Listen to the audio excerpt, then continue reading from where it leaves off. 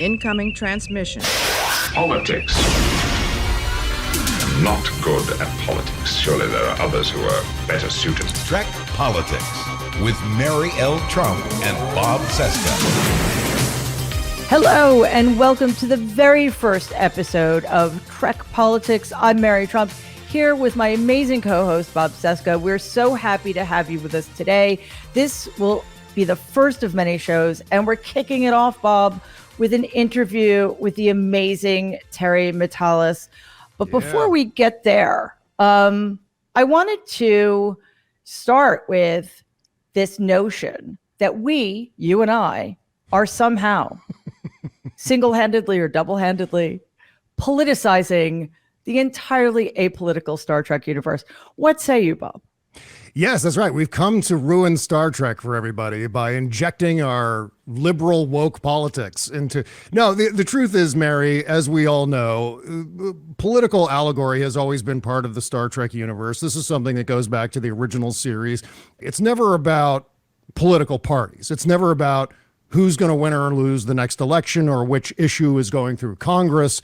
And so what we're going to be talking about here on this show is that almost on an episode by episode basis across all the different series, all the different movies, everything. I mean, there's a whole series of episodes of Star Trek that we've talked about already as far as topics for this show. A Private Little War is one that from the original series, having to do with the Vietnam War and escalation and the use of certain kinds of weapons. We'll get into that. DS9, there was an episode of DS9 where there was a same-sex kiss. It was called Reunion. In fact, we mentioned that in our conversation with Terry Matalas. We get into that topic. And so as we move forward with each new episode, we'll be covering that and discussing and sort of deconstructing and in some cases debating and maybe even in some cases criticizing how Star Trek handled certain political issues. But sometimes Star Trek gets it wrong, and we'll talk about that too. Yeah, there's so much there. Again, it's spanning decades and franchises and TV and movies, as you've mentioned, that we don't need to drag our current political situation into it.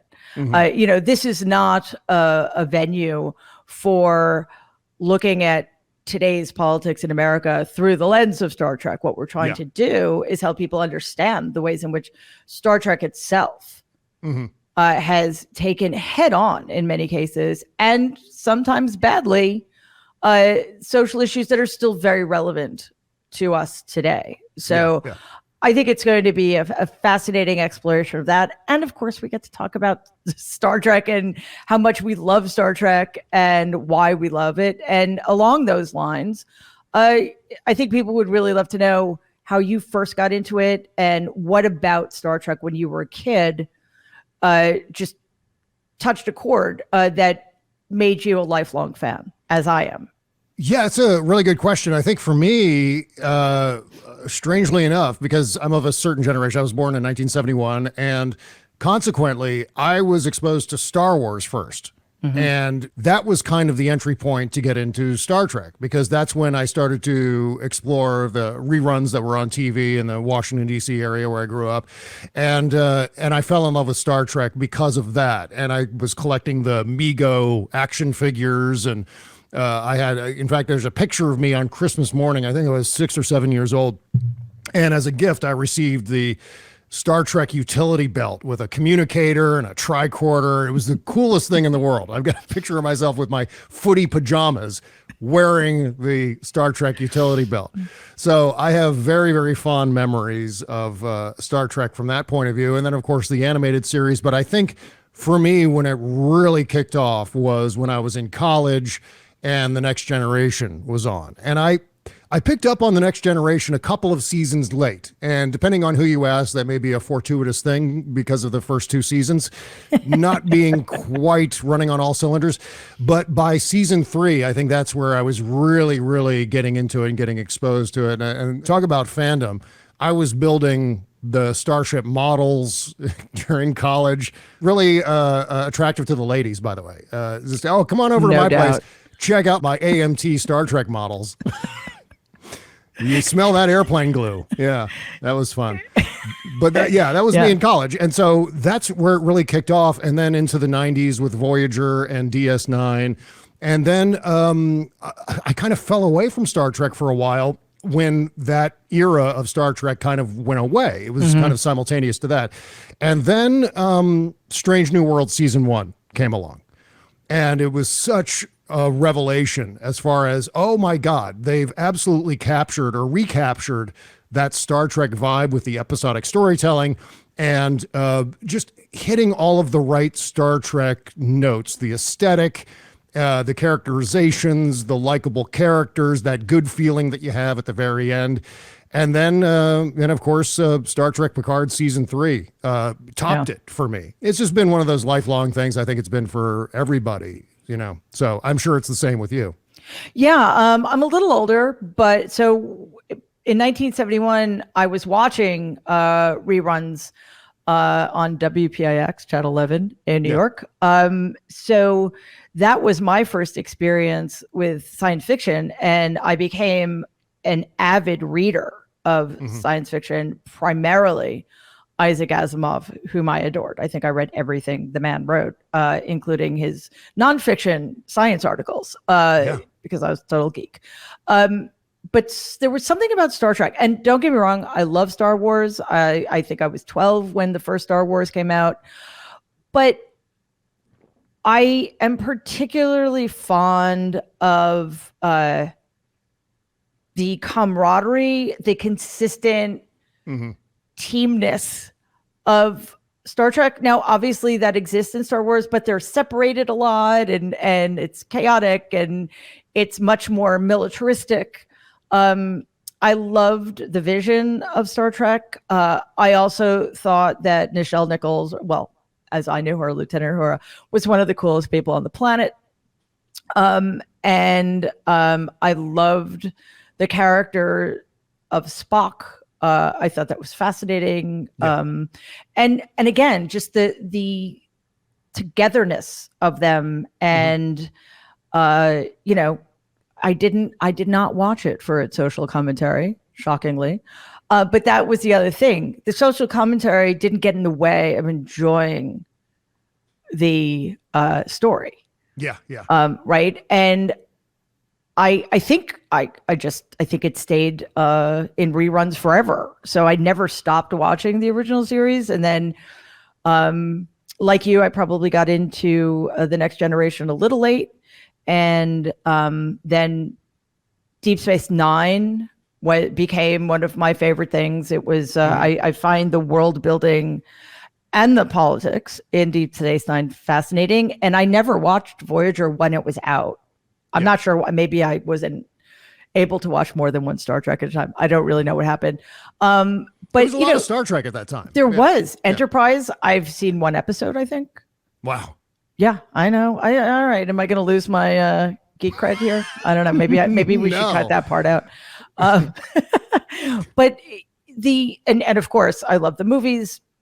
So when I guess Discovery would have been the next, after a years long absence of Star Trek TV shows, Discovery was announced. So I was very excited about that. And the possibilities Discovery offered for spinoffs.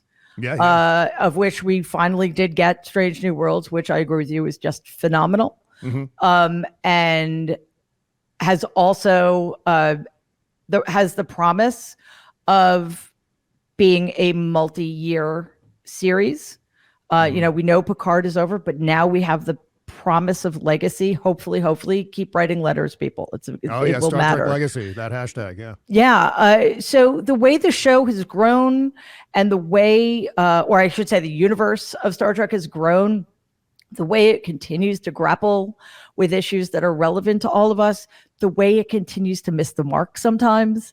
I mean, it's all just fascinating. And to be able to talk about that in the midst of some pretty trying times we're living in, it gives us something to hope for, to strive for. And again, it's always been a model of how we can be and what humanity can choose, I guess. Exactly. That's a really good point. And in fact, I think we discussed that a little bit with Terry Matalas, where I'm really into the utopian future aspect of Star Trek, the promise that it offers humanity now, because ostensibly the Star Trek timeline is an offshoot of our current timeline. It's our times, but 200, 300 years into the future.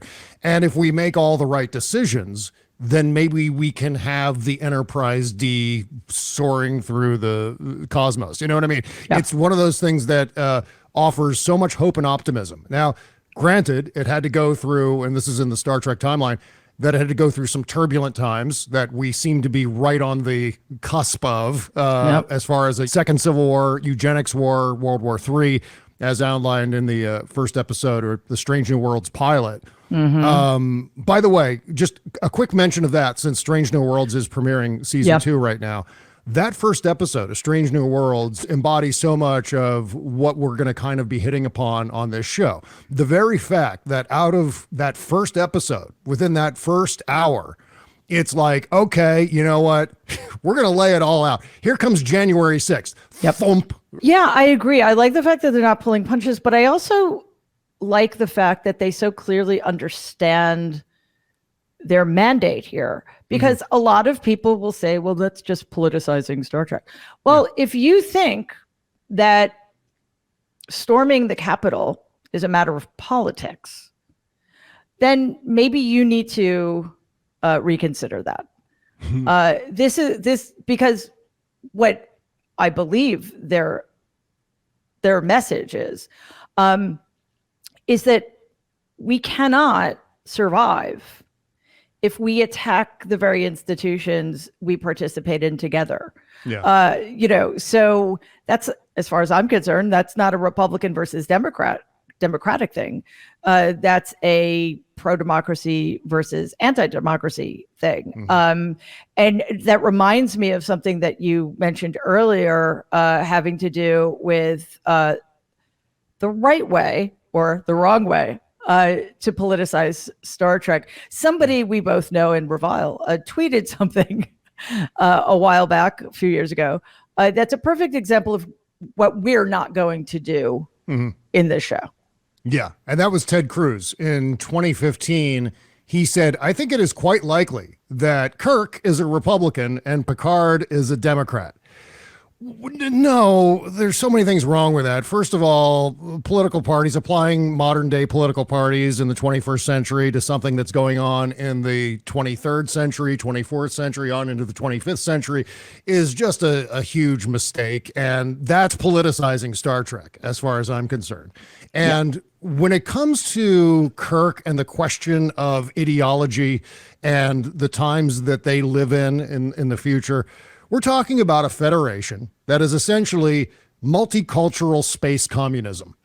I mean, when it comes right down to it, we're talking about a democracy that also has this economic communistic angle to it, where there is no more money, there is no drive, there is no profit motive that exists in that universe. And so to begin to apply Republican and Democrat to someone that ostensibly exists 200 years from now is not only a mistake as far as just it being anachronistic, but also in terms of the political culture of the United Federation of Planets and Starfleet. While it may have that nautical Navy military vibe to it with Starfleet, the fact of the matter is that it's an organization that's built around eliminating a lot of the things that, quite frankly, are revered in modern times, including capitalism, which no longer exists. Certainly it exists among certain pockets and civilizations, the Ferengi, for example, but not in the Federation, for sure.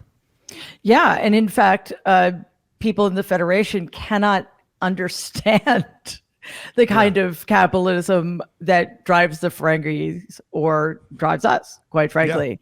And it's that kind of, that ability to overcome the kinds of institutions that I think limit us as human beings, that again makes Star Trek and the Star Trek universe a place I really want to live. Yeah, absolutely. And going back to Strange New Worlds, there's an episode also that we're going to definitely cover in a future episode of the podcast, and that is the episode "Lift Us Where Suffering Cannot Reach." And this is a great example of an episode of Star Trek that isn't necessarily cut and dry. Right. There isn't necessarily, oh, I agree with this side of the issue and I disagree with that side of the issue. And it's not necessarily that way. There's another episode of The Next Generation with Dr. Timison, played by David Ogden Stiers. Yeah, and it's great episode. Yeah, it's called Half a Life. It's a wonderful episode. And there is no definitive, okay, we're taking Timison's side on this, or we're taking Loxana Troy's side on this. So it's not going to be a discussion like that necessarily, but we are going to examine what drives this allegory. And in the case of Lift Us Where Suffering Cannot Reach, it's the whole idea of sacrificing one person for the greater good of society. That's a great example of the kind of topics we'll be hitting here. Yeah, and all three of the episodes you just mentioned also force us to step outside and look at the idea of the things we do culturally that become normalized, that we never question. And in the episode with Majel Barrett and David Ogden Stiers, you're much better at remembering names of episodes than I am. In challenging the culture of the race David Ogden Stiers is from, she makes reference to a fashion that used to exist on Betazoid, which was women would wear huge hats, and on top of the hat would be a cage in which there were animals. And she said it was uncomfortable for the women and cruel to the animals. And we finally came to terms with that. So I think that's another service that's done a lot of times. And sometimes it's done very subtly. Sometimes not so much because it's Star Trek, but sometimes it is. And I think having those opportunities is also something that we're going to have a lot of fun with as well. Yeah, definitely. And with just the most incredible guests that we have lined up for you. I don't know if we want to give people any glimpses into what we have in store for them, but today for sure, we scored a coup because our special guest is the one and only Terry Matalas, who is as great a guy as he is a creator. Because what he did with Picard, particularly in season 3, was just stunning. So many things to unpack in our conversation with Terry. We go from discussing some of the nerdy points, things we observed about season 3. We talk about all of that. Plus, we get into some political allegory in the season, which there was quite a bit of. And I think that's not something that's getting a whole lot of discussion, but I think we go there and Terry is absolutely willing to dig into all of that with us too.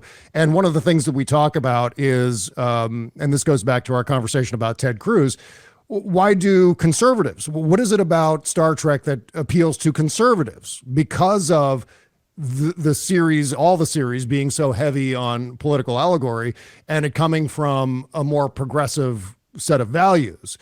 What is it about Star Trek that conservatives attach themselves to? And we're not saying conservatives can't like Star Trek, or because that would be very anti-Star Trek of us, because Star Trek is an inclusive universe. But it's a curiosity. And so that's one of the things that we cover a little bit with Terry on today's episode. Yeah, well, I think it was one of the best interviews I've been part of. He is just phenomenal. So smart, so generous, and to get a glimpse into his process and his experience with his long-standing experience with Star Trek was just a highlight. So I have no doubt everybody is going to enjoy it tremendously. Absolutely. Yeah. So our guest today is the great Terry Matalas from Picard season 3. I keep saying, and this is one of the first things I said publicly about his work on this season of Picard, is that he's done for Star Trek what Dave Filoni and Jon Favreau have done for Star Wars. And that is no small feat, to be able to have not only a success with fans, a success with critics, a success in terms of ratings, and now even some Emmy buzz that's going along with it, some extraordinarily well-deserved Emmy buzz. That's an amazing thing, and it so seldom happens, especially when it comes to some of these nerdier sagas, some of these nerdier, some people call them franchises. I don't like that word, but franchises nevertheless. And also, as you said, he's a hell of a nice guy. So I'm so glad we had the opportunity to talk with Terry. So here we go. Here's me and Mary talking with the great Terry Matalas. First of all, hello. Hi. It's very good to meet you. I just say I haven't been nervous about anything in a very long time. So what? I'm nervous. I mean, I'm nervous about running the video controls. Is this running? I think this is recording. I think we're all I am not worthy to be your first guest, guys. Like, come on. This is crazy. I know many billions of people who would disagree with that assessment. Yeah. Are you still riding the wave of euphoria after the immense success of all of this? I mean, you've got a download / ratings hit. You've got a hit with critics. You got a hit with fans. Plus, it's a saga that you're passionate about. I mean, you must be like acutely aware of how rare this is as a thing to happen. You know, it didn't. It was a slow burn for me. It was surreal because Twitter doesn't necessarily let you feel the success if you look at every corner in the universe, and I was in the beginning. So I didn't necessarily feel the success right away. Then I just left Twitter.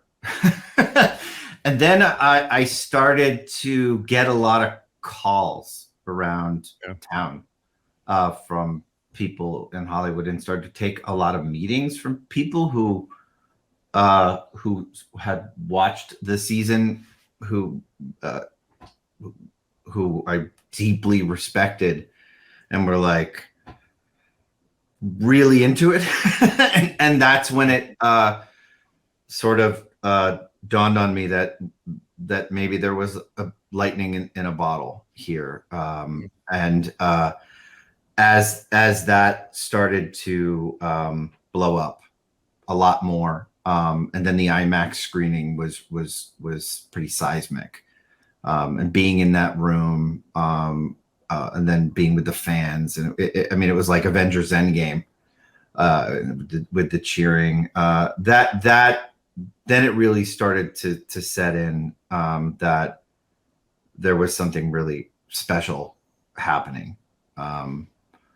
And then things started to just trend on Twitter for weeks at a time.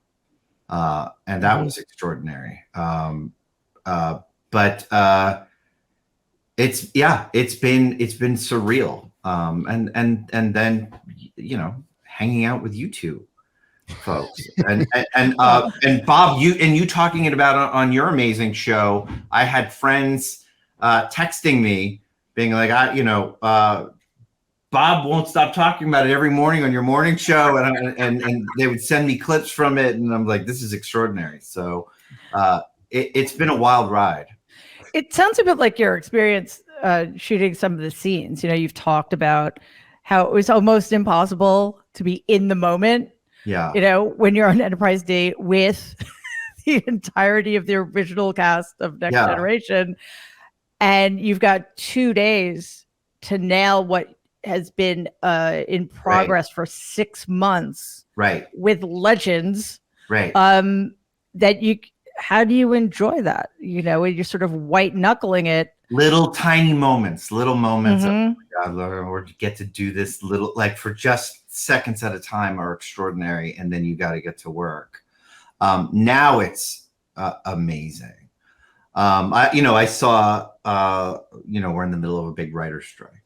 Yeah. And I was hanging out with LeVar, was on the strike line, and now LeVar and I are friends, which is a weird thing to say. And we're talking about, we have aspirations to do it again one day, and we have ideas for things on that. And that's really fun to talk about. So, Yeah. And we're going to see each other again at this Trek convention coming up, and we're all getting a dinner. So that's really fun, and we get to watch it. The finished product is when it's really, that's when I get the goosebumps. Actually seeing them on the bridge with the music and knowing we did it and feeling that's the moment when I actually feel it, but not the making of it was difficult. As a fan, were you able to watch it afterward without seeing all the seams and the behind the scenes stuff? Were you able to absorb it as an entity in and of itself and enjoy it? Yeah. Not necessarily the first cuts. Sometimes the first cut would come together and you'd be like, oh, wow. Drew Nichols, my longtime editing partner, that goes back to my show 12 Monkeys, and my composer, Stephen Barton, my new composer, Freddie Weidman. When we started to put those pieces together, you don't see the production aspect of it anymore. You really do feel like it's Picard, it's Riker, it's those folks, and that all that stuff falls away, and you really do you feel like you're in the movie, and that really helps. So what was your first love in terms of all this stuff goes? I think we're all generally part of the same generation, coming up at around the same time. Was it your entree, was your gateway drug in all of this? Star Wars, Raiders, Ghostbusters, that sort of thing? Like, what was the first thing that you saw that said, you know what, this is my planet, this is my world? What was that first thing for you? It's hard, if it was the chicken or the egg here. It was, I was born in 75. So I always had the original series on. Mm-hmm. My dad always had that on. You grew up in New Jersey, right? So you're watching it on channel 11? PIX? WPIX, New York. Yep. Represented. Yes. Yes. You would know it well, wouldn't you? Yeah. I've read your book. Yeah. So it's the, it was that, and of course it was Star Wars, so, it was Sunday afternoons, with Star Trek. So it's hard to tell exactly where it began, but it was certainly those. Star Trek had the, certainly for your show, was the entry point for morality. For morality lessons, and for first interracial kiss, and diversity right away, and so that was important. Terry, I want to dig into that a little bit more, because these are very different universes, Star Wars and Star Trek, and we can love both of them for very different reasons. But Star Trek, as you say, always resonated because of, maybe as kids that we didn't notice the diversity and that kind of thing, but also the camaraderie and the idea of a greater good. And what's always struck me, particularly as the iterations have become more frequent, is that the people who participate in the making of Star Trek franchises really seem to subscribe to the show's ethos. And I've always found that fascinating. Plus, of course, you guys always seem to get along so well. Like, you genuinely appreciate, respect, and like each other as the characters in the original series and going forward. Is that just luck, or do you think there's something else at work here? Oh, that's interesting. I don't know. I don't know. It could be it could be a little bit of everything.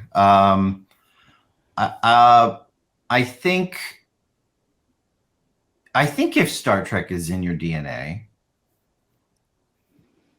then it becomes part of who you are as a person, and embracing the infinite diversity and infinite combinations, and probably is part of being as open-minded as you can, and embracing as many different opinions and kinds of personalities and people, so you hopefully will get along with as many kinds of people as you can.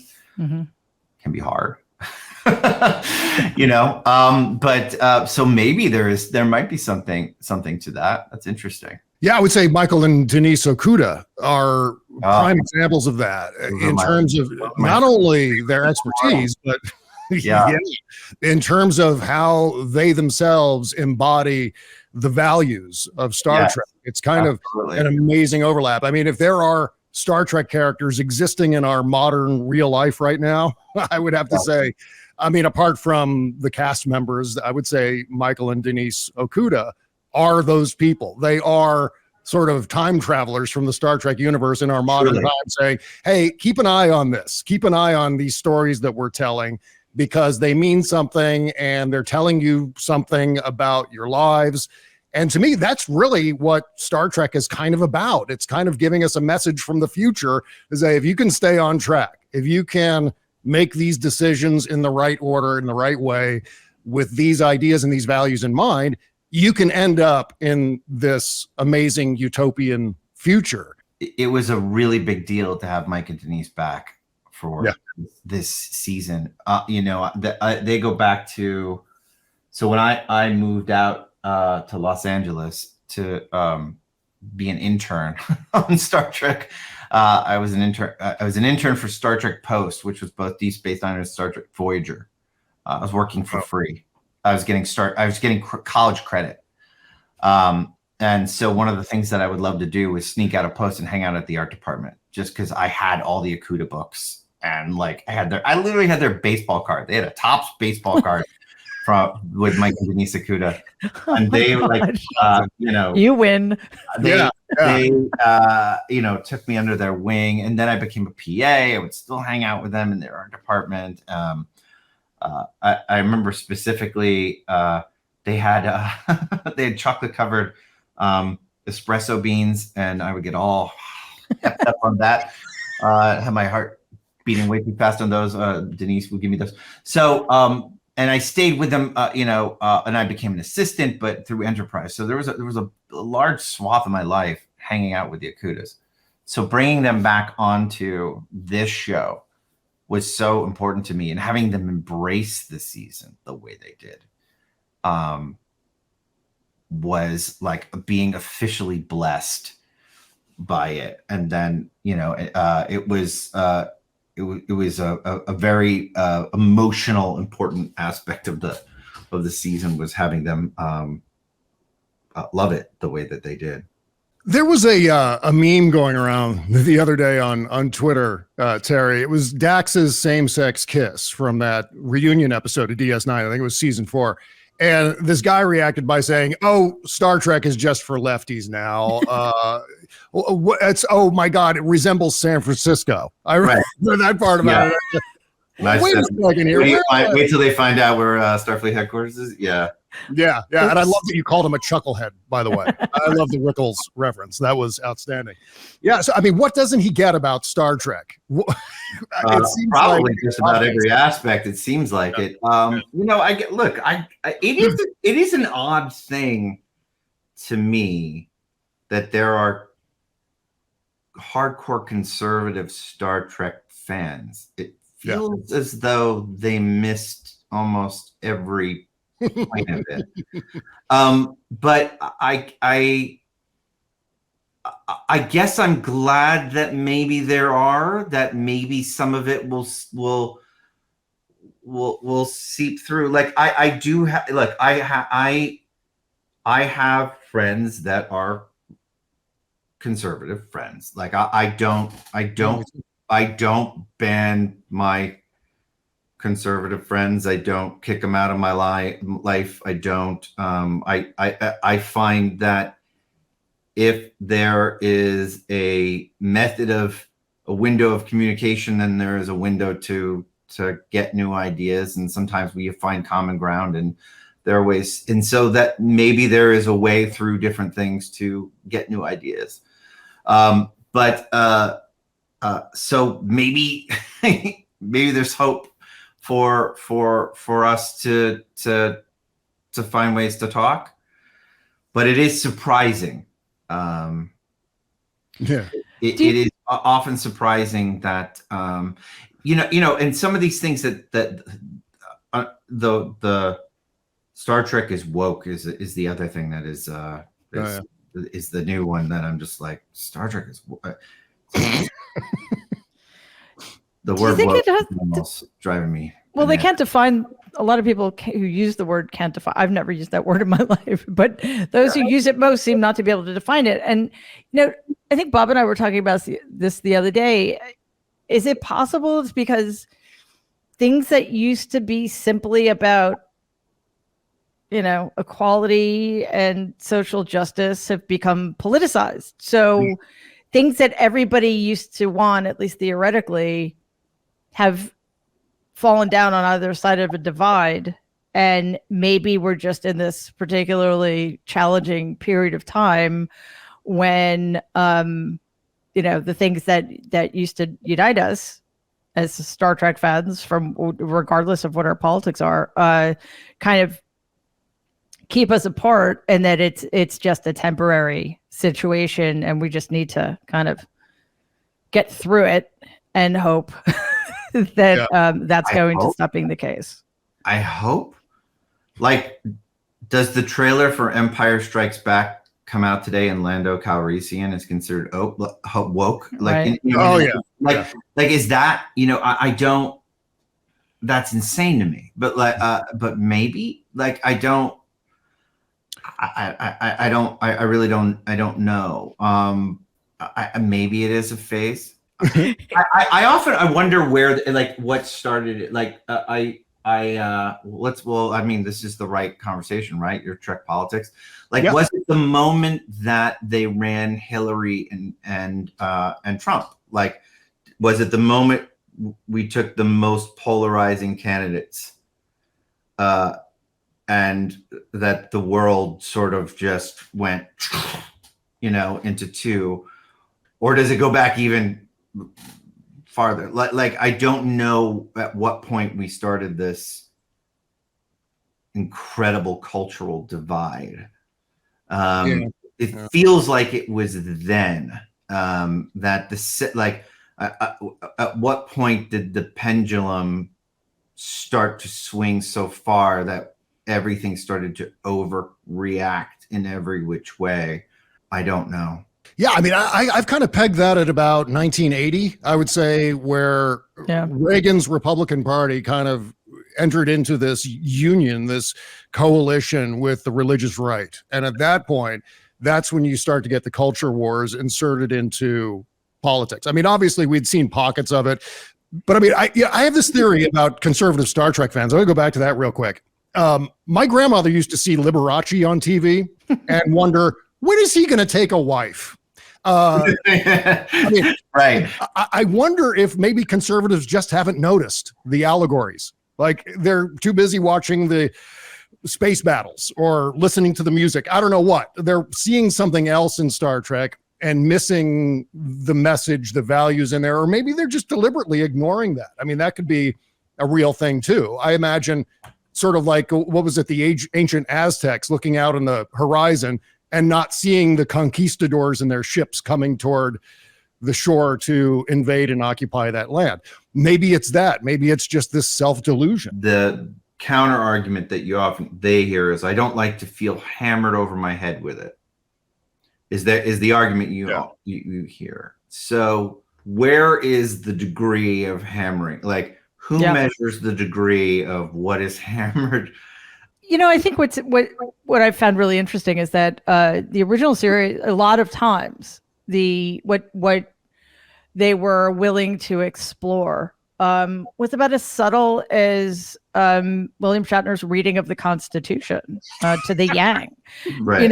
It's speaking of hammering, and oh my God, in a lot of ways, that's sort of the legacy of the show, that there is no pulling of punches, and people are going to be who they are. And one of the great things about Picard, I mean the whole show, but you see it even more in season 3, is the diversity, and there are all kinds of diversity, is so organic. Yeah. Right. And so first of all, kudos, because it's the most wonderful thing to see this world that is exactly as it should be. And everybody's comfortable in their own skin, and everybody's comfortable with everybody else. And the challenges are external to questions of identity. So thank you for that. I mean, it's truly, it was one of the most moving things about, and most successful things about the season, for sure. Well, I appreciate that. I mean, I don't know that I can take the most credit for that. You know, I think we try and do that with as many people as we can, you know, and you want to check into a lot, you know, we check in with Michelle, heard a lot, always kept us honest too, not just with it's not just in front of the camera. We want to do it behind the scenes as well too. You know, there's many aspects that the film and television has failed behind the scenes as well. Yes. So and so we try and get that right as well. Yeah, you know, you try and try just the best you can in an organic way as possible. Yeah, and one of the things I noticed right off the bat in terms of season 3 was the strong presence of women over 50. And this is a great example of the organic nature of Star Trek and the inclusiveness and diversity of it. And that is that there wasn't a deliberate effort to say, let's have 6-7 cast members be women over 50, including our primary villain. But it was natural to Star Trek. And to me, that's why it's so confounding when people go, well, why are they trying to shove their politics down our throats? Well, it's not. It's actually something that makes sense in the universe. It's set up in this world. These are characters that we have seen. I mean, Michelle Hurd being a more recent character, but the rest of them, by and large, well, and Amanda Plummer's Vada character also new. But I mean, by and large, the characters that we're looking at in this story of season 3, these are all established characters in the Star Trek universe, and then bringing them all together, suddenly that light went off over my head. I said, wow, that's an incredible thing. And it's so rare for that town, even now. By town, I mean Hollywood. It seems like it's a town that's still, even in 2023, resistant to casting women over even the age of 40 in many of these roles. And I think that's maybe a great example, Mary, of what you're talking about in terms of the organic nature of it. Yeah. Thank you. You know, I don't know what, you know, again, it's not my intention. The last show I did, 12 Monkeys, we ran 4 years, and I shared some of the DNA of the season, shared some producers as well.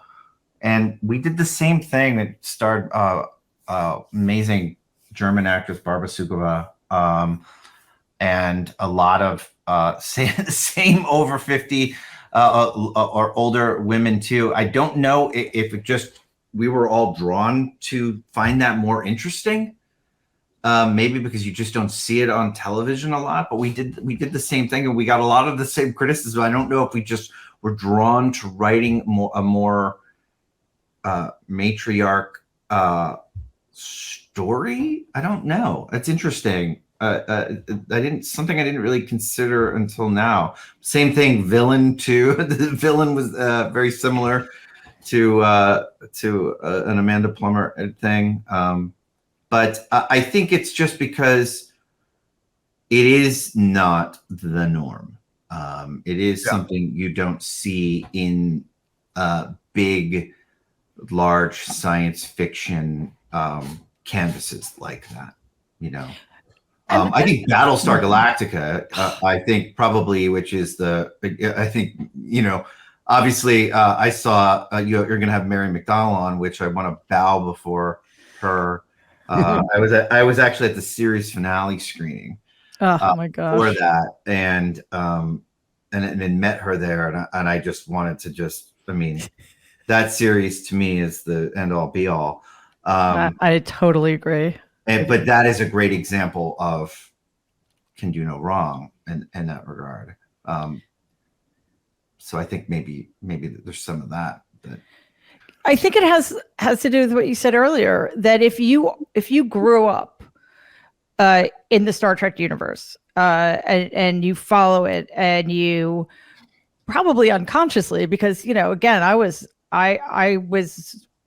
really young when the reruns started. Like that's how I wasn't watching it, when it was still on broadcast television. Or not, that's not what I'm saying. When the first 3 seasons were ongoing, it was in syndication. And I just thought Lieutenant Uhura was like one of the coolest things ever. I didn't think about anything else about her except that she's this incredibly cool woman. Right.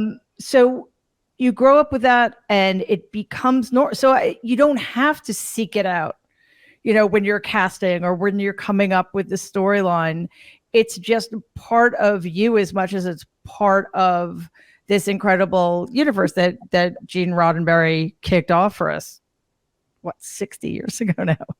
It's incredible. And I think that's why it works, because it's not intentional in an artificial way.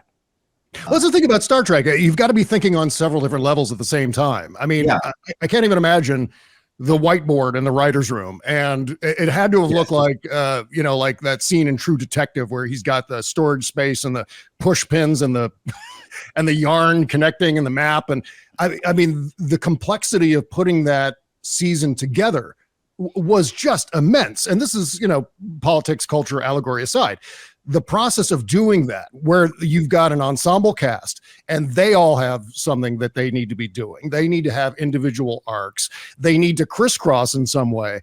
I mean, the process of breaking this season had to have been, I mean, I'm just watching this going, how did they do this? How did you get all of these puzzle pieces to connect the way it did? It is an extraordinary feat. It's lightning in a bottle. Where do you start in that process? And how do you get to that end point with all of these moving parts? Well, I think what most people don't understand is, and you see this a lot on social media, which is, well, how come they didn't blah, blah, blah? How come they didn't do this? Or why didn't they think this? Or did they think that? It's like, well, we might have, but you also didn't understand the time clock that we had, which is essentially, you have 48 hours to write that script or develop that break. Yeah. While people are knocking on your door, while you have to be pulled away to edit, while actors are asking for their time with the story, it is, you don't have the luxury of all the time in the world to work out all the problems that would be incredible. That's I think the misconception of how stories are put together in television is the luxury to go down every avenue, discuss every aspect politically, how it affects story, character, gender, every aspect of the rainbow, if you will. You just don't. You try your very, very, very best, but eventually you've got to get that to stage because someone has to shoot it, and that's it. And there's a budget, right? Right. And then you got to write it, and then sometimes you write it and they say nope, or you do write it and then an exec goes, I don't like it, so you got to change it, or an actor says I don't like it, or someone says I'm not going to say it. So there's all those things too. That doesn't necessarily answer your question, but it is, there's usually the broad concept is, here's the story. I think we're heading in this direction for sure. I mean, it started basically with the fundamental idea that it was about legacy. It was what we pass on. It was about what if Picard had passed on the worst part of himself to his son. That was the last story. And I was fascinated by that as a father. I look at my kid, man, you smile when you see the best traits of yourself. And then when you see the worst parts of yourself, you get like, oh my God. Oh yeah. Oh, it gets that from me. Yeah. And so that's always fascinating to me. So that's the core of it. And so that sort of dictated the whole story. And you do that with a room of unbelievably talented writers, and you flesh out that story as fast as you can.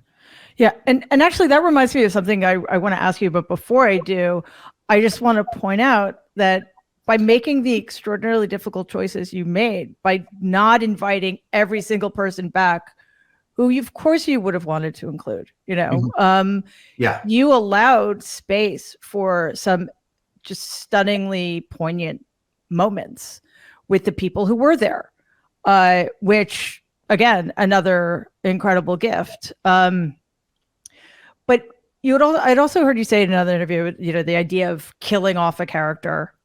And a lot of people often refer to that as a brave move, because you're challenging the audience or you're upsetting the audience.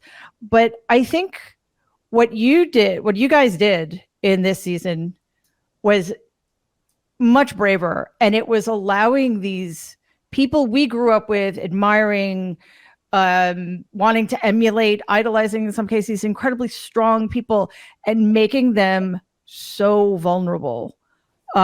Especially Jean-Luc Picard.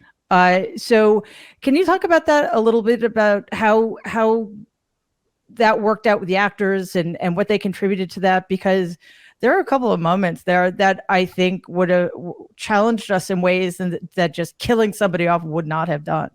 Well, we were fortunate that all the actors were more than willing to go there. Certainly, nobody was particularly driven to just play the characters as they did in the 1990s. Nobody wanted to just. Nobody was like, let's just do the next gen characters. In fact, that was everyone right away was like, they just don't want to be doing next generation. Yeah. And that's also a challenge because in some ways you feel like you're betraying the next generation because you're not doing the next generation. You have to ask yourself, why would Beverly Crusher not tell Jean-Luc Picard about her son? So you really have to justify that as best you can with character and story and whatnot in ways that you're like, I don't know. But ultimately, I think we got there. I think we, and justified it in a pretty solid way. So the good news is they all really want to go there. And Gates is fully embraced that and went to places, and Frakes, my God, we went to places with Riker that I never thought we would be able to pull off, and then bought it back, because that's the other thing is you don't want misery porn with the next gen cast, right? Exactly. You know what I mean? like that's not where you want to be. You don't want to do 6 feet under, and just be like, thanks a lot for making me feel miserable with the Star Trek Next Generation, because you want to see them be joyous and be on the bridge and laugh with them too. Like that was very important. You just didn't want to live in that space forever with them, because you would hate that. That's right. That's what you did. Misery porn with the Next Gen cast. So I can imagine pitching to Patrick Stewart, hey, the Next Gen cast, but you're running a funeral home. What do you think? But you know what? But again, they would love to nothing more than to, because they, you know, to play these are master thespians. They would love to do that, you know. Patrick Stewart absolutely. He'll cry for 45 minutes straight.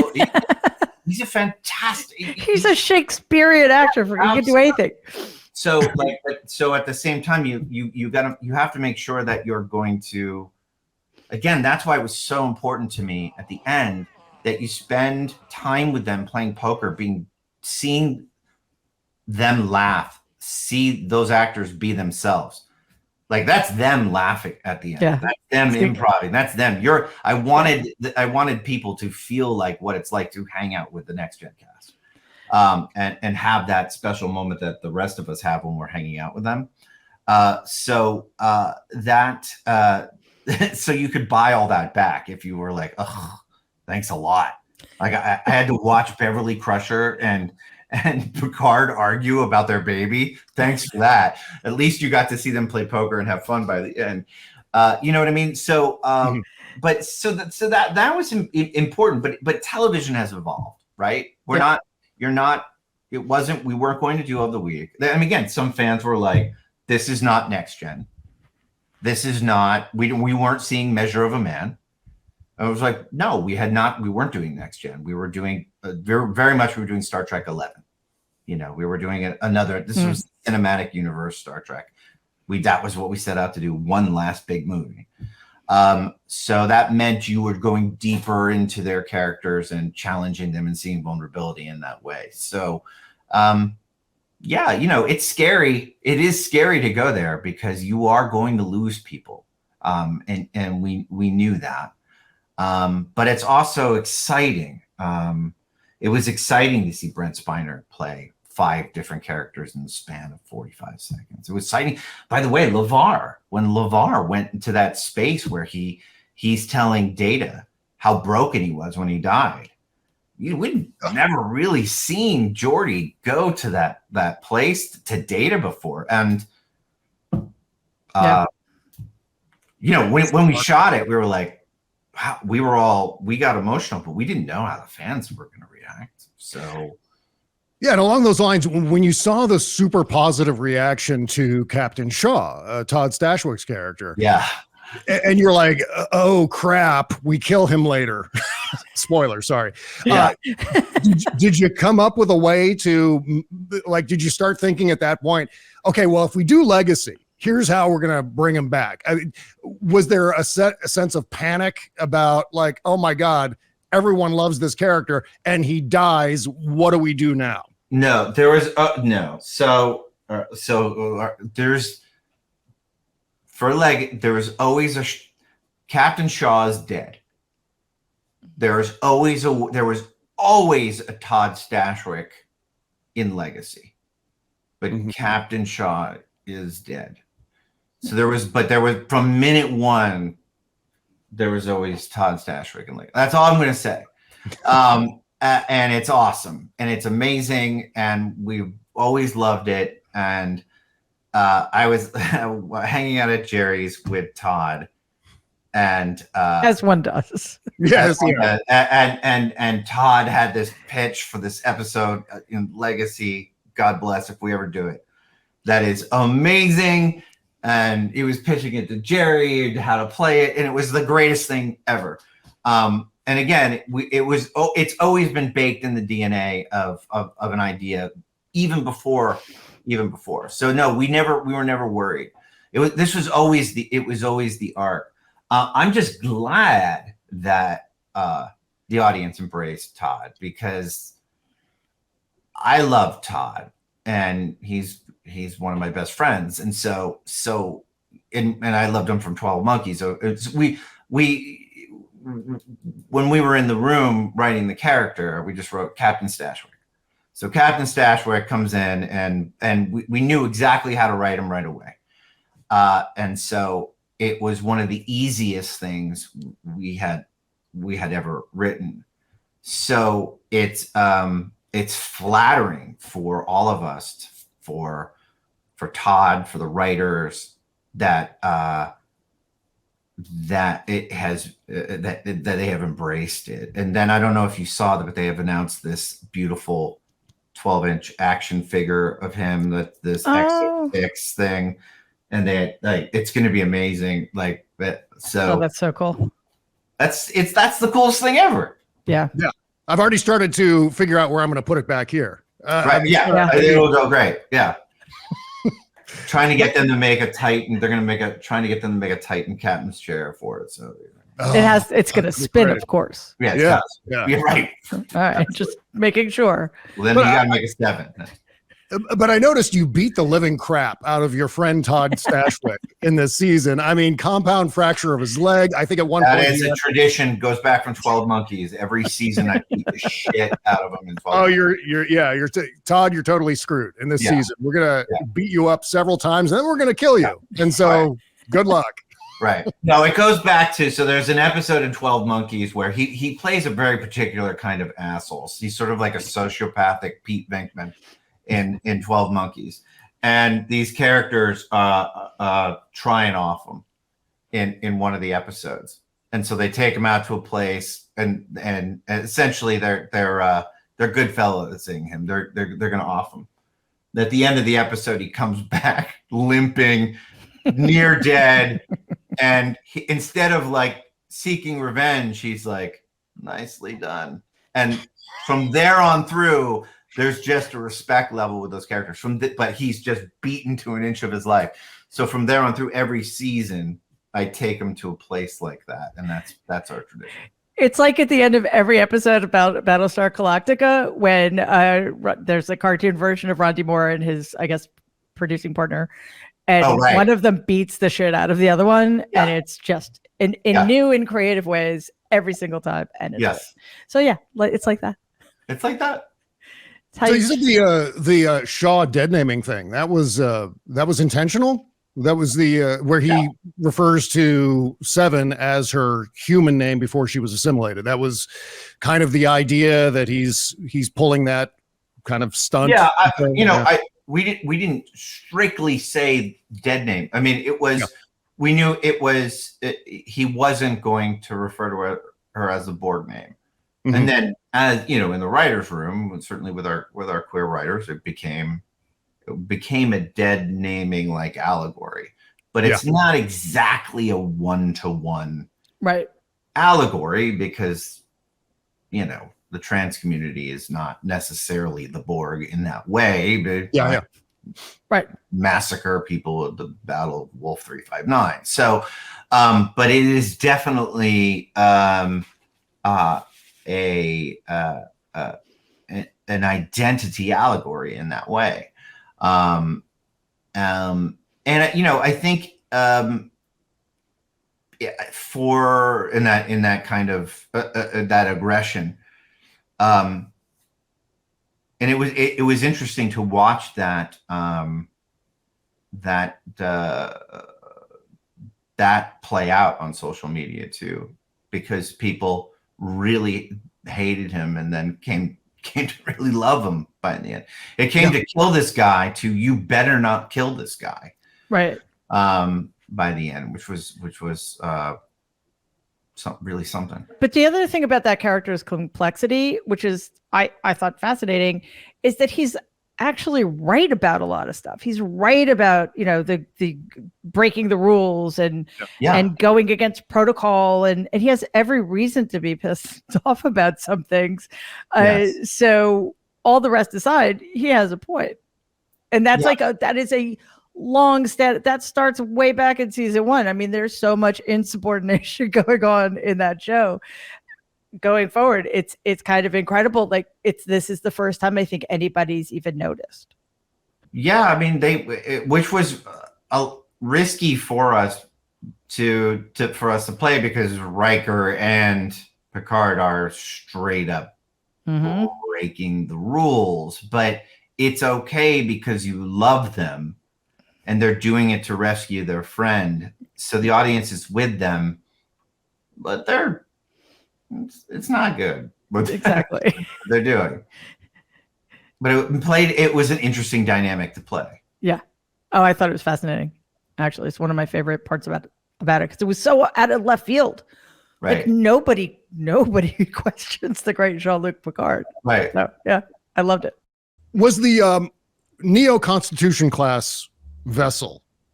Oh my God! First of all, genius idea. When I first saw that in the very first trailer, I said, "Oh my God, they're really onto something with season 3. This is going to be really incredible," because it screams out Star Trek. It's, you think of that design. Who's responsible for the design of Titan A, and who came up with the original idea? Let's do this. Let's go down this road and kind of bring back that Constitution class look for this particular ship.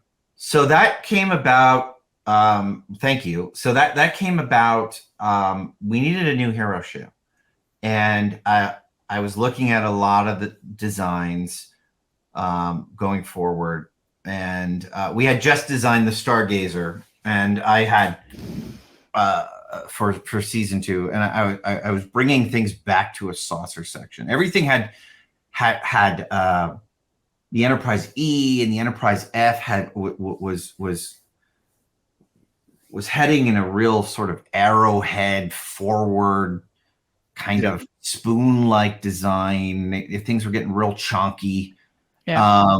And Battleship, which I rationalized for, the Dominion War and things.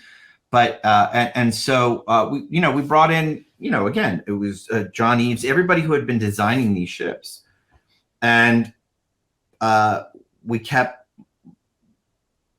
heading forward, and the designs just kept getting too advanced. So, and I had designed the nacelles on the Stargazer. I had harkened back to the sort of Art Deco movie era design already. I had sort of brought them back towards the Kirk movie era.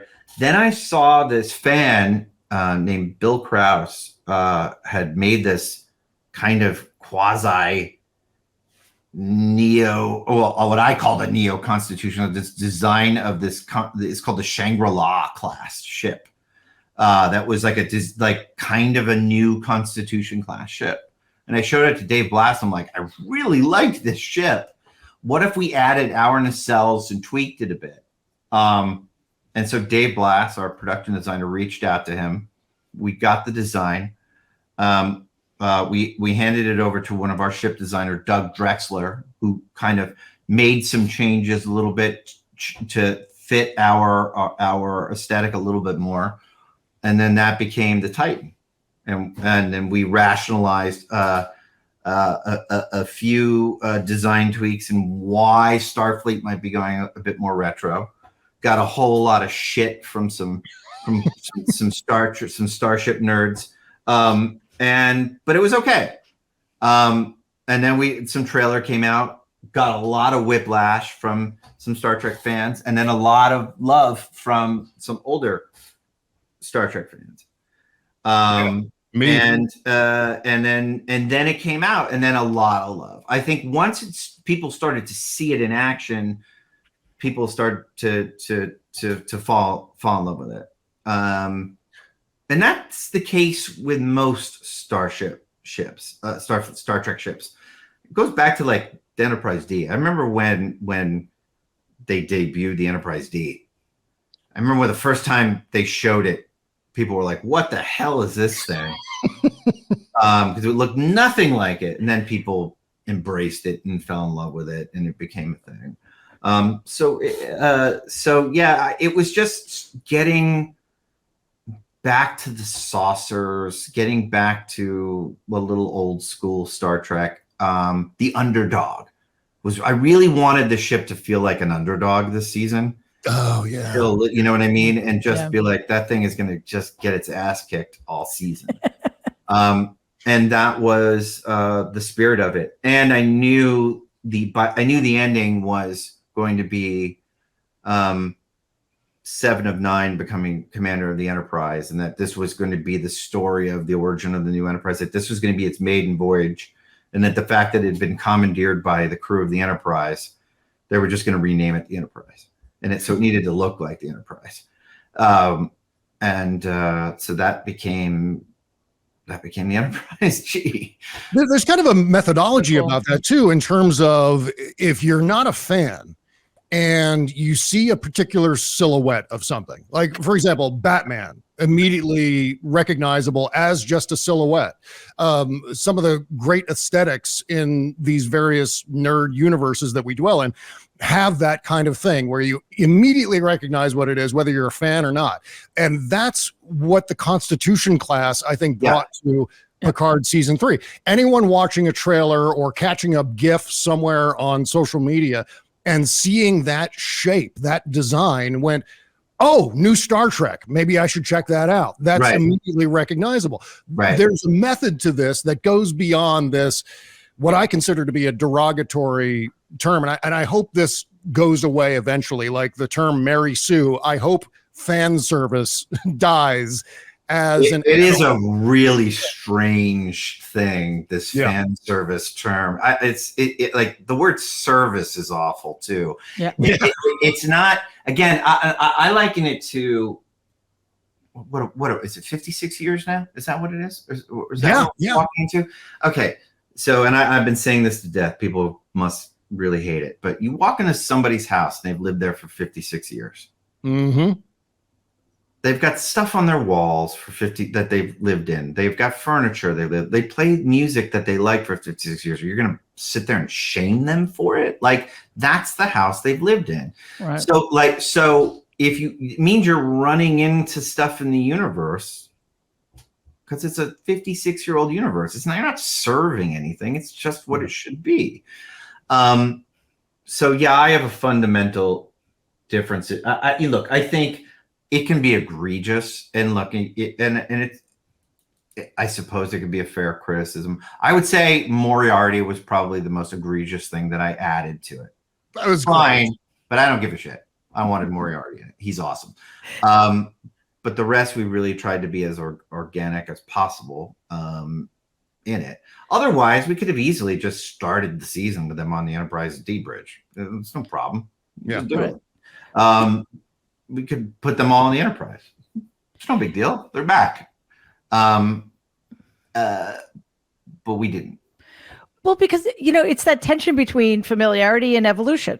Like you said, you can't have the crew from the 90s being exactly the same, because how weird would that be? It'd be really weird. It would not speak well of them as individuals if they haven't evolved over 3 decades.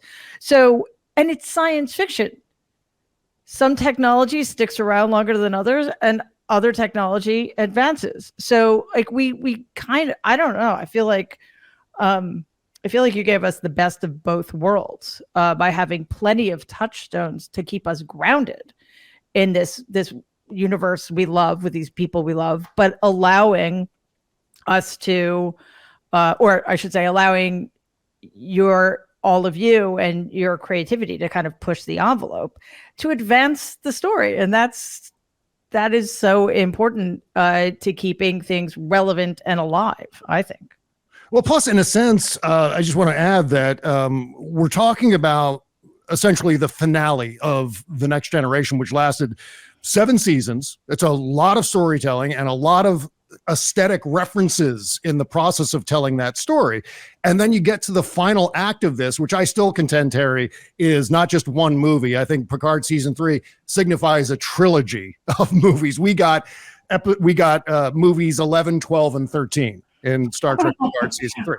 And so you can't conclude those stories without referencing the things that led up to that point. In other words, imagine getting to Act 3 of Raiders of the Lost Ark, and suddenly Indy and the cast are in the story of Ordinary People or something like that. And it's just complete left turn. That would be quite a crossover. So Vadek's cigar smoking. Yeah.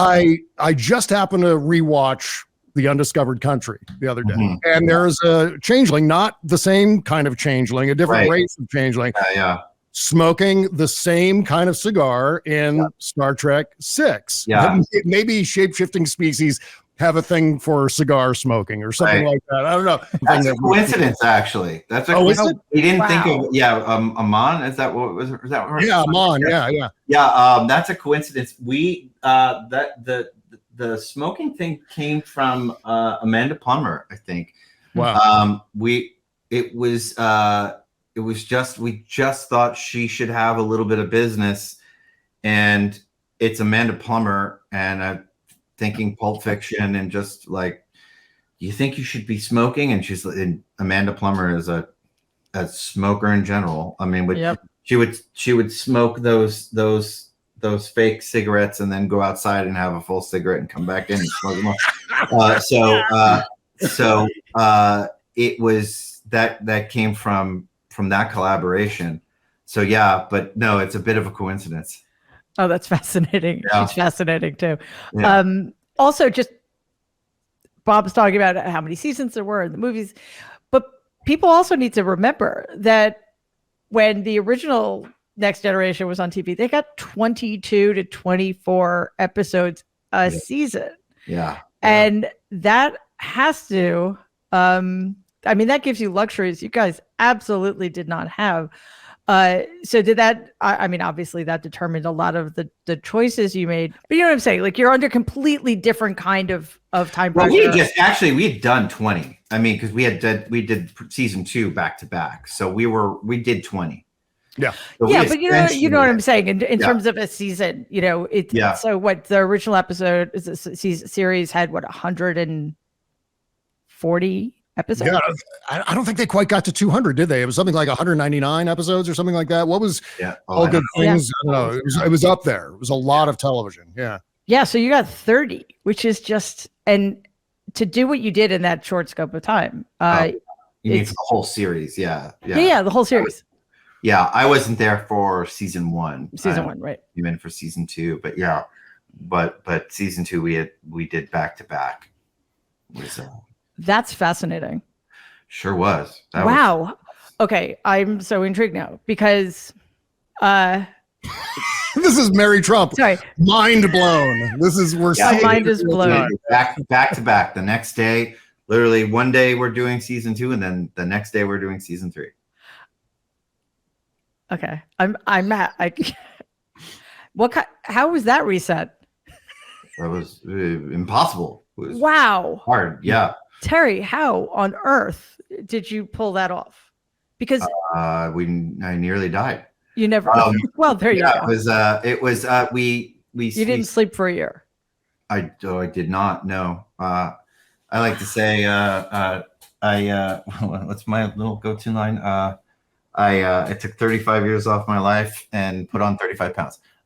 It was also a time of COVID too. Like, COVID dropped in the middle of it. So I had to break off about 9 weeks before season 2 was over to start working on season 3.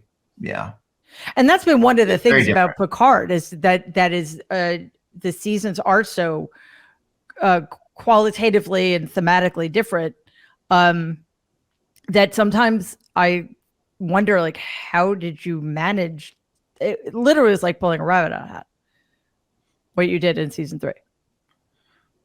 Yeah.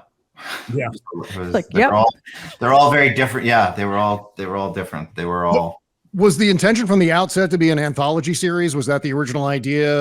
They said when I came on, they said they wanted all 3 seasons to be very different. Yeah, because initially I had said, well, you have a 2-season pickup. You could end season 2 with the biggest cliffhanger of all time, if we build it. And they said, no, we want all 3 seasons to be different. I'm like, okay. And so so that was the goal. And then we developed season 2 to be one story, and then season 3 would be entirely different. And so about 9 weeks before season 2 was, Akiva's like, you gotta break off and start working on your season 3, kid. And I'm like, all right. He's like, and he's like, what do you want to do? I'm like, I want to do the last Next Generation thing. And they were all very, very supportive of it. Thank goodness. It was a thing to, it was pretty crazy. We'd be remiss if we didn't mention two things: the visual effects, which were hands down some of the best I've ever seen, Absolutely. especially for television. And second of all, the score. Oh my God. The score for this season is one of the greats in the entire saga of all the Star Treks. And I hear not only references to other Star Trek shows and movies, but I hear references to things that we grew up with. It has that sort of classic late 70s, early 80s bombastic summer blockbuster sound to it that is inherently familiar. I hear hints of John Williams and Alan Silvestri's score for Back to the Future, and all these little things, and not that they're being derivative or anything like that. It just has that same vibe. Right. That was the goal. So for season 3, I brought on Stephen Barton, who was my composer for 12 Monkeys. And I literally parked him in the office next to me. And the goal was to make it sound like the Star Trek films I grew up with. And I said, well, the goal is what would Jerry Goldsmith do? What would James Horner do? How can we make it every episode sound like a giant Star Trek movie? Now, the problem with that is when you have a movie, you have weeks and weeks and months to score it. Yep. You have an episode of television, you don't.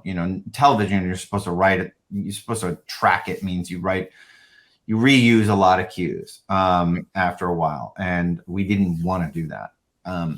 So we burned Steven out.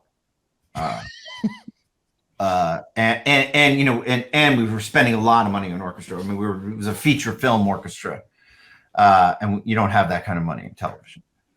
So suddenly we were, we're scoring sessions and at a time of COVID too, which is more expensive because you can't have brass and string in the same room at the same time anymore because of COVID costs. And so, everything's costing more. So by episode 7, Steven's like, help. And so, but it's sounding amazing. Like we've been doing it. We have a feature film score.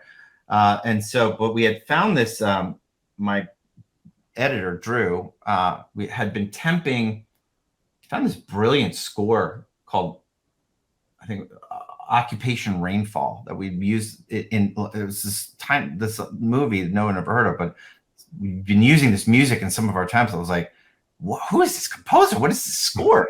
This guy named Freddie Wiedemann. We're like, I don't know who this guy is, but maybe he'll want to do an episode for us. So I sent an email, never heard back.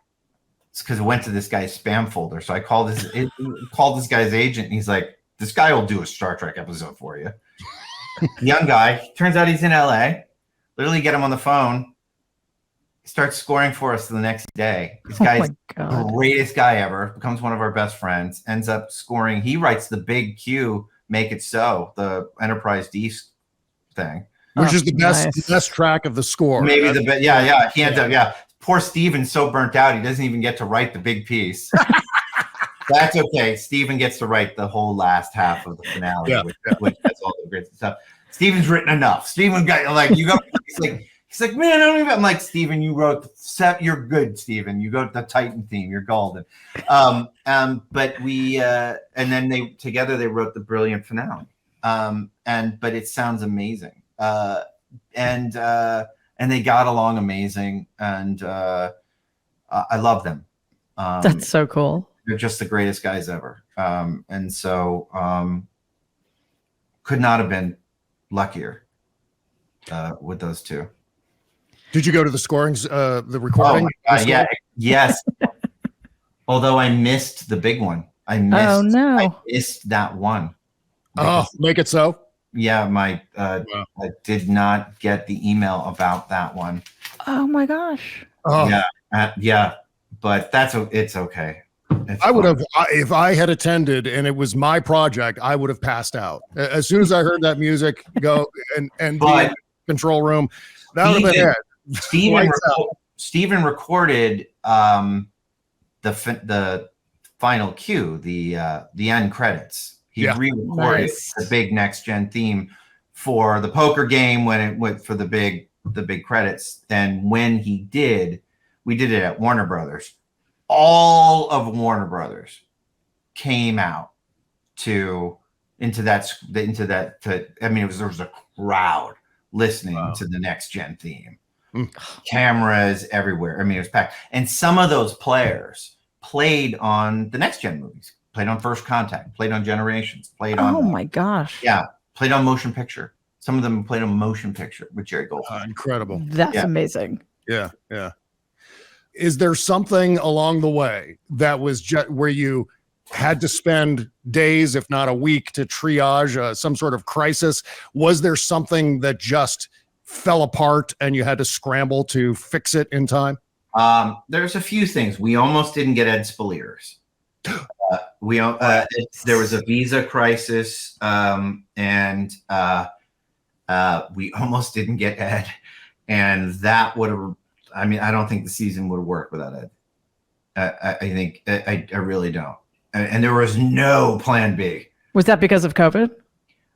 It wasn't because of COVID. It was.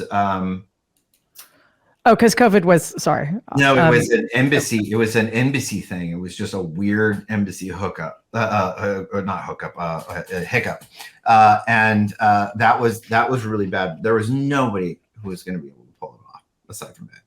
Wow. And then at the last minute, I got a text from Ed. He's like, it went through. And it was, so that was great.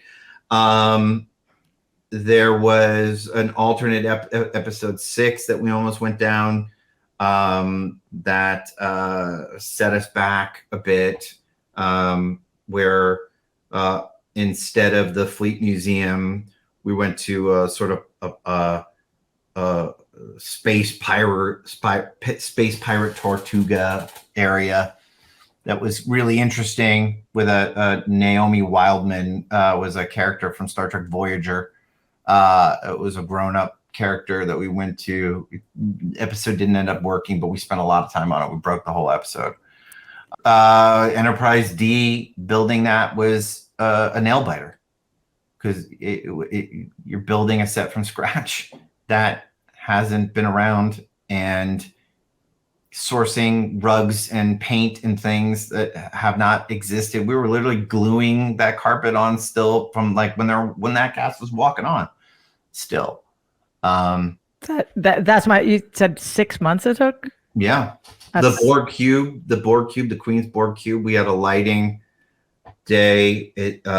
We did a lighting test and it looked like Dagobah. It just didn't look like no way. It just didn't look right. It didn't look like a Borg cube. And luckily we came in on the weekend. We looked at it like, this doesn't look right. And we were able to fix it and looked amazing on the day.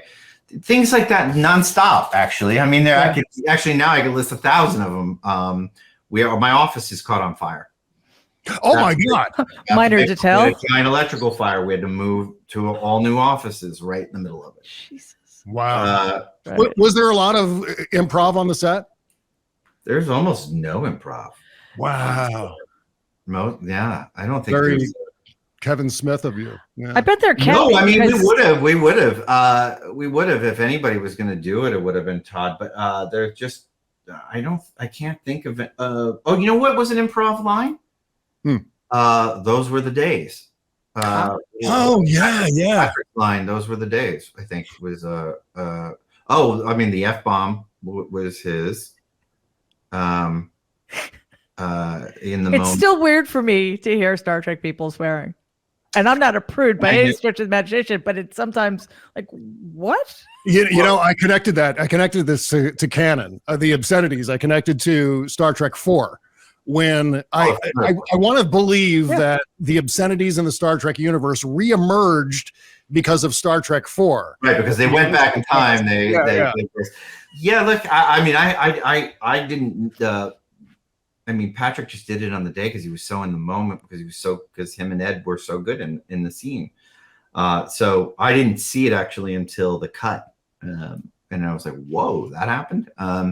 But again, and then even then I was like, well, let's look at an alt. And then my editor and Johnny were like, no, we're keeping it. It's too good. It was really good. And, but it was good. And then, but the other one was scripted with Amanda's, which was fucking solids, was Which is great. Can we give a round of applause to Amanda Plummer? Seriously. I mean, forever.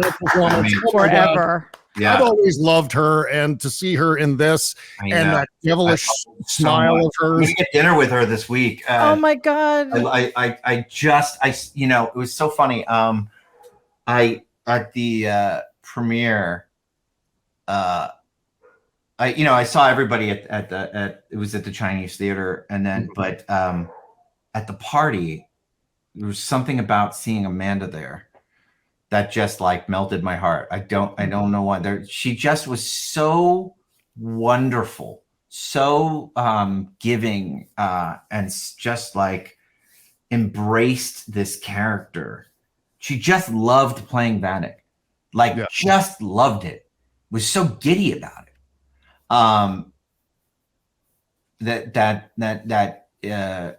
It was so charming. I don't know another way to put it. Did she feel as though she was channeling her dad in a sense from not really? You know, she didn't bring up her father too much. The chair moment was a little bit, but not really. She just, I think there was a freedom to it. It allowed her to go to so many different places at once. Mm-hmm. You know, it was funny. Every time during the screening, every time the Shrike was on the screen, she'd go, "That's my ship! That's my ship!" And she'd clap. She just in the way that you knew Vanek would too. Like it was special. That's so cool to hear, because I just think she's a phenomenal actor, and she embodies her roles in a way that very, very few people do. And there's just something so authentic about her. And so that's really great to hear. Yeah. Because she's Lydia just so phenomenal. Her character Lydia in The Fisher King is just so endearing, and you just want to give her a great big hug. And she's great in Battlestar. She's got a small role in Battlestar, season 3, I think. Yeah. And So I Married an Axe Murderer. Let's not forget that, please. Yeah. Terry, I don't want this to stop, but I'm feeling greedy. So I hope you'll come back. I definitely will. Because this was phenomenal. I hope I didn't bore all your listeners on your first podcast. Seriously, this is fantastic. Well, thank you so much. And we will be in touch. It's been a pleasure. Okay, that was just ridiculously amazing. Yeah. Where is he? Can we bring him back? I've got like 1,000 more questions for Terry. He has no choice. Of course, he's coming back. Yeah. But we should probably have some other guests on first.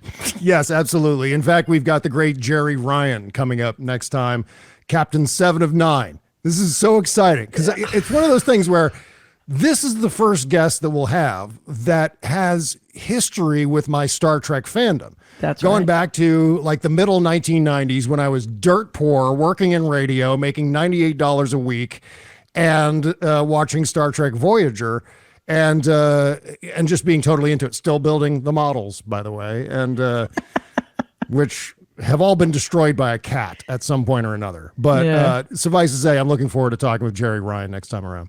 I cannot wait. I will be spitting in my chair in anticipation of that interview. She's fantastic in other things outside of Star Trek as well. Okay, well, I don't think our first show could have gone any better. This is my new favorite thing. Yeah. So, Bob, I'm thrilled that we decided to take what started off as a kind of off-the-cuff remark. Well, I was on your podcast talking about politics, politics, that we made it a reality. Yeah, it's an exciting thing, and it's such a great area to dig into, especially given our day jobs, so to speak. Sticking our face in the white hot plasma stream of American politics, and then being able to take a break a little bit, talk about Star Trek. It's still kind of in our area of expertise, but it's something that's fun. It's like President Bartlett talking about national parks in that episode of The West Wing. Yeah, it's 3:00 in the morning, but this part's fun. So that's what I'm excited about. And this, I think this episode has been sort of the basic format that we're going to be dealing in. It'll be a conversation between the two of us about an episode of Star Trek, and specifically the allegory in that episode and deconstructing that, and then segueing over to a guest interview. And so you can expect more of the same moving forward. Yeah, absolutely. And I just wanted everybody out there, make it one of your goals in life to put yourself in a position where you have to watch Star Trek for work. Exactly right. Oh, and by the way, don't forget to like and share and subscribe and circulate this episode all around. We're on social media at Trek Politics on Twitter, at Trek Politics on Instagram. The website is trekpolitics.com. I think you get the trend on the naming convention by now. But we're going to be adding, I don't think we're on all of the podcast platforms yet, but we're going to be adding that as we go. So be patient with us as we get this thing ramped up, but we should be running on all cylinders here coming soon. Running on all thrusters, I should say. Yeah. Absolutely. All right, that does it for us. Thank you so much for being here. We will see you back next week at the same time with the phenomenal Jerry Ryan. Take care.